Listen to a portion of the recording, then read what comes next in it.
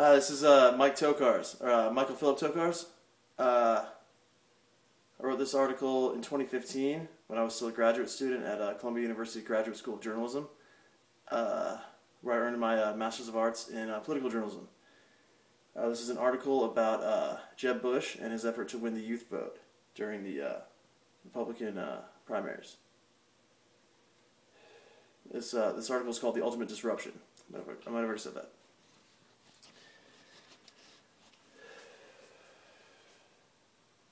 From Harvard Institute of Politics, April 2015.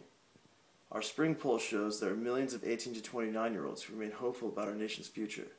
They are ready to engage in the 2016 election if political leaders build trust not only as candidates but also in the political process itself.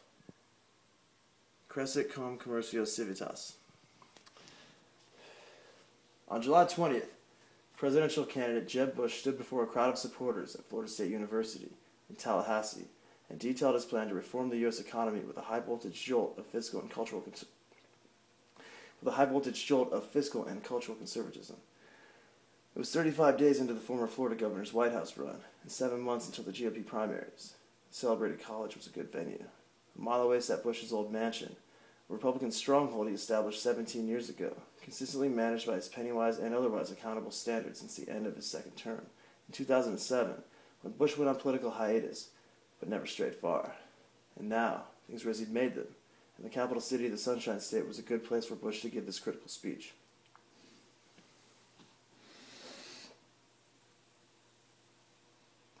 It was a spectacle of a stump stop.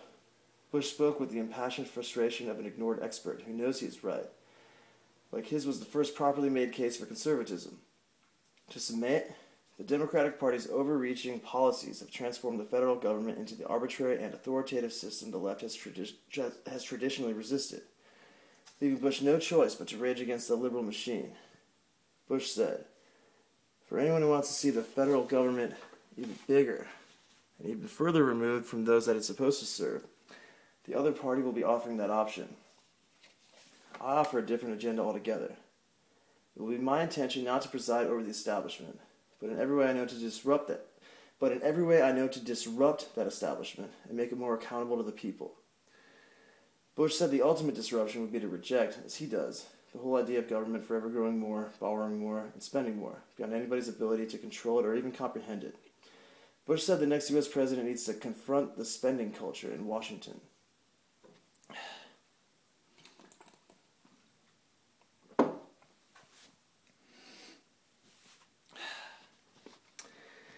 For emphasis, Bush recycled trademark jargon from earlier campaign days.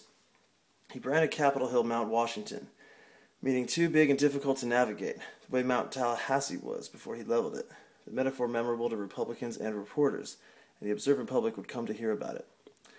Less obvious was Bush's millennial messaging.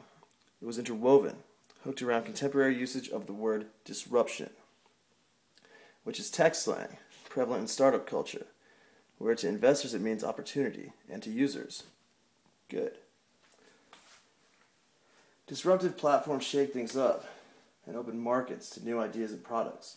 Successful companies challenge subpar systems the way Uber threatens taxi drivers with a creative option. Bush wants to be the Uber of Capitol Hill. Bush digs Uber. From Fortune magazine, July 16, 2015. Jeb Bush posted his first missive on a newly created LinkedIn profile today. Bush had California on his mind as he wrote about digital disruption, saying, "I don't mind disrupting the established order." Bush spent the day visiting, via Uber, the startup Thumbtack, which connects users with local service professionals. There, he echoed his statements on LinkedIn, praising Uber and Thumbtack as services of the future. Bush took potshots at Hillary Clinton, writing that the Democratic candidate rejected some of the core elements of the shared economy. He stated that liberals can't embrace digital innovation because it threatens the way they govern, adding that Democrats feel threatened by food trucks, ride-sharing services, and Airbnb because they endanger traditional taxes and unions.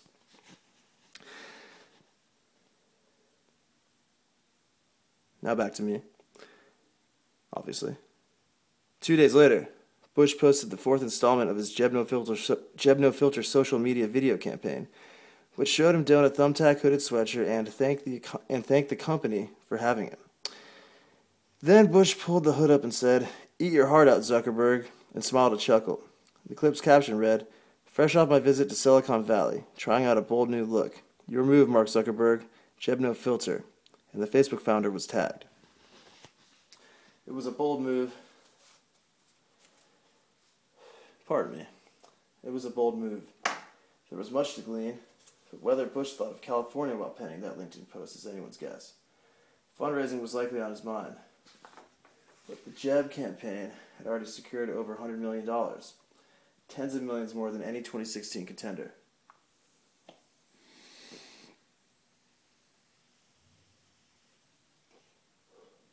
In reality, Bush went to San Francisco for the same reason presidential candidates visit swing states. His techie weekend trip was a grand appeal for real support.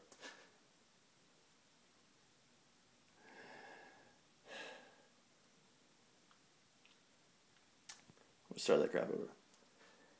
In reality, Bush went to San Francisco for the same reason presidential It's been a while since I've done any reading out loud. Start that graph one more time. In reality, Bush went to San Francisco for the same reason In reality,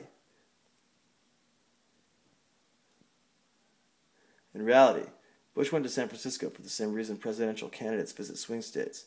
His techie weekend trip was a grand appeal for real support. In the ballot box,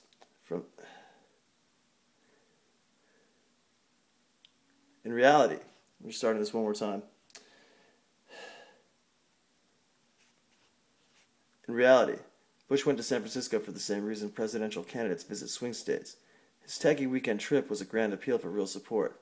In the ballot box, from the influential creators and users of startup technology, and chiefly, the largest demographic among them, the millennial generation.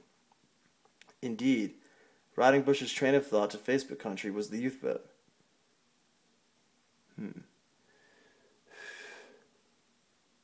And the quest honored his credo. Everyone deserves the right to rise. I'm such a good writer. I'm the best motherfucking writer in the fucking world. Just so you fucking know. Yeah, I got these tattoos, just so you know who I am.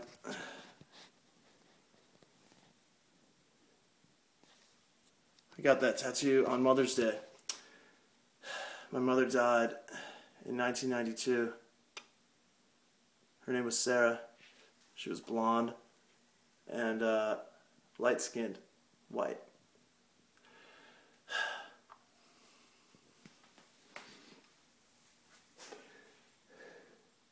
So I'll restart that one more time.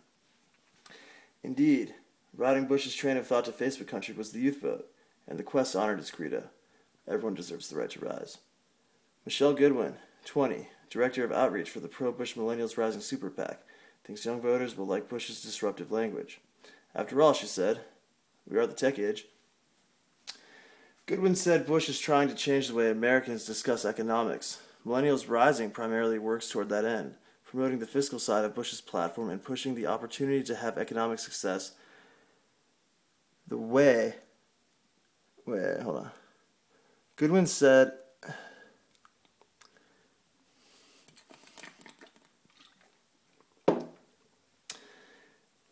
Try that one more time. Goodwin said Bush is trying to change the way Americans discuss economics. Millennials Rising primarily works toward that end, promoting the fiscal side of Bush's platform and pushing the opportunity to have economic success they say it will create for all. Goodwin said, Washington is so far away, we're going to break it up and make it more accessible to millennials and the general population. I haven't read this in like 4 years. I don't really want to read it anymore. I think I can only upload 15 minutes YouTube. So I guess I'll read, a little bit more. And then I'll just like videotape the rest of the pages. Because, I don't really feel like doing this today anyways.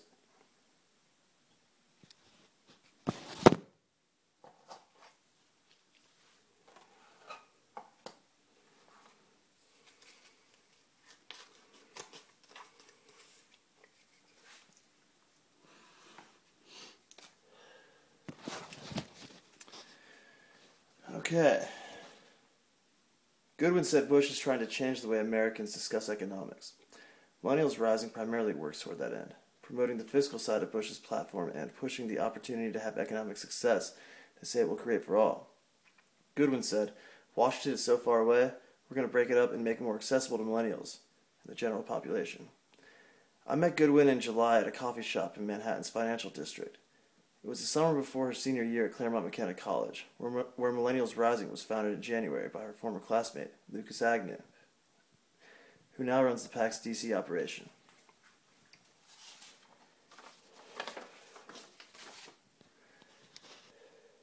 As director of outreach, Goodwin said she spent her vacation reaching out to young voters online and noted that social media is how millennials keep in touch during breaks from school. The Super PAC was originally called Millennials for Jeb, which had to change when Bush entered the race in June due to FEC regulation, which prohibits use of a candidate's name in a political action committee title. Goodwin said they chose Millennials Rising as a kind of ode to Right to Rise, Bush's PAC. But the organizations are unaffiliated, though they have approval from the top. Goodwin said before Bush declared candidacy, he gave Millennials Rising his blessing. We have the support of both Right to Rise and Governor Bush himself, she said, but we've been running the PAC on our own. We want to run independently and really focus on the millennial voice the way we think it will be best portrayed. They're going with the disruption thing, which Goodwin said is effective messaging because it shows Bush is focused on the future and on millennials themselves.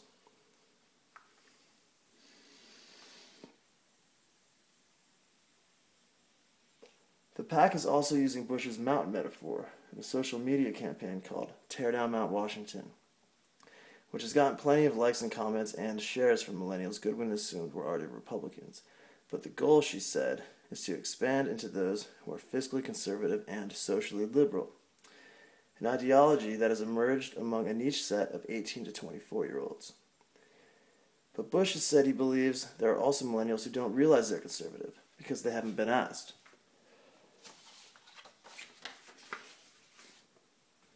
When we met, Goodwin mentioned that about 25% of the voting population is millennial, and of that, most are undecided, a claim supported by an abundance of national polling conducted by Harvard Institute of Politics, the Pew Center, and Gallup. I relied heavily on this research during the 2014-2015 academic year as a graduate student at Columbia University. As a graduate student at Columbia Journalism School, while reporting a long-form thesis titled 2016 A Millennial Odyssey, Jeb Bush and the Politics of the New Youth Vote, April 2015, in which I argued Bush stood most poised to attract a unique swing block of young and disengaged voters capable of deciding the upcoming presidential contest. For literary precision and clarity, I named them the New Youth Vote, or New Youth. Some parentheses. Kind of close to 15. The millennials of this block are socially liberal and fiscally open-minded, 18 to 29-year-olds, educated, culturally and geographically diverse, and anxious about the economy, largely strapped for cash and working jobs outside their fields and living at home and not starting families, and united in visceral disaffection with Capitol Hill. They blame Washington for the crash and slow recovery. But the new youth are hopeful about America's future, and patriotic in a non-traditional way rooted in altruistic pride born with America does the right thing, a sentiment exemplified by George W. Bush's daughter, the humanitarian Barbara Pierce Bush, 33, co-founder and president of Global Health Corp, a nonprofit that gives paid fellowships to young professionals who spend a year working with U.S.-based and international public health organizations. I'm kind of close to 15, so I'm just going to show the rest real quick. Try not to fucking do this again.